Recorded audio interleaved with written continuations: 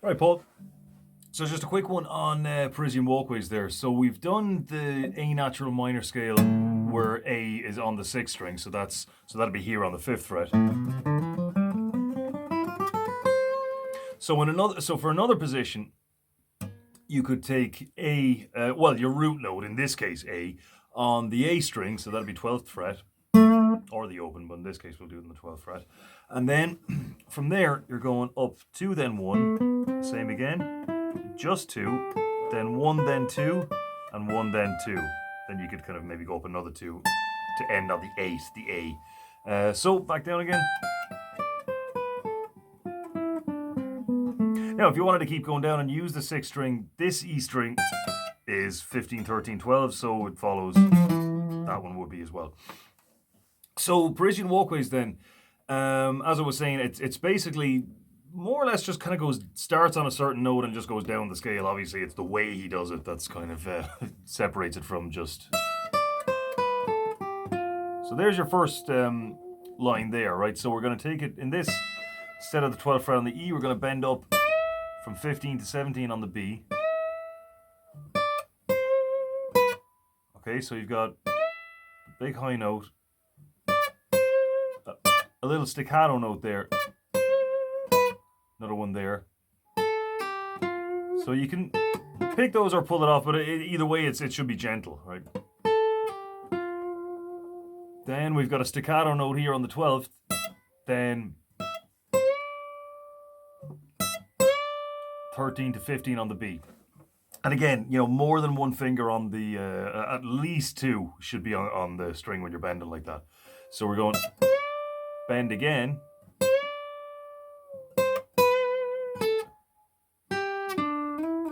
Or you can come in barring these 2 already at the end. So we'll go staccato, staccato again. Then you can bar these 2. Try not to, and try to avoid overlapping notes as well, right? So you kind of lean on the G string, then lean on the D string. So you're not just barring them like that. You're kind of leaning on one, then the other. And then slide up, back down, and up again. So whatever you do, another way you could do that is first finger here, middle finger comes in like that. As long as you don't go hop over like that with the first finger, because then you're always going to get a gap there, kind of and it's not going to be very smooth. So there's our next phrase, third phrase. Then we've got a 1 semitone bend from 12 to 13, back down. Then 15, 14, 12 on the D. Big kind of very dramatic pull off here from 13 to 12. Then we've got 14 to 16 on the G string. Back down, and now 13th on the G string. So that's the only note in this that's not in the natural minor scale. That's the so what we're doing here is we're sharpening the 7th. 1, 2, 3, 4, 5, 6, 7 coming up there, right? So we were doing the natural minor scale, so that's the harmonic minor scale when the 7th is sharpened. So harmonic minor scale is like this: 4, 5, 6, 7. 1, 2, 3, 4, 5, 6, 7.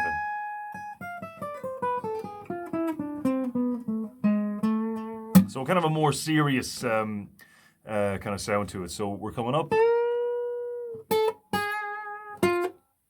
Then I'm not sure. I think he does a little kind of grace note hammer-on type thing here. And then, from there you can either go 15th fret on the A or just come down here. Okay, so that's pretty much it for Parisian walkways for now anyway. But just really slow. And what I was saying as well, it was about vibrato, was that it should be steady, right? It's if you try and do it the way Gary Moore does it straight away, like, where he absolutely rattles it and he does it fast as well, by all means give it a go, but you're much better off kind of finding that sort of slow bit.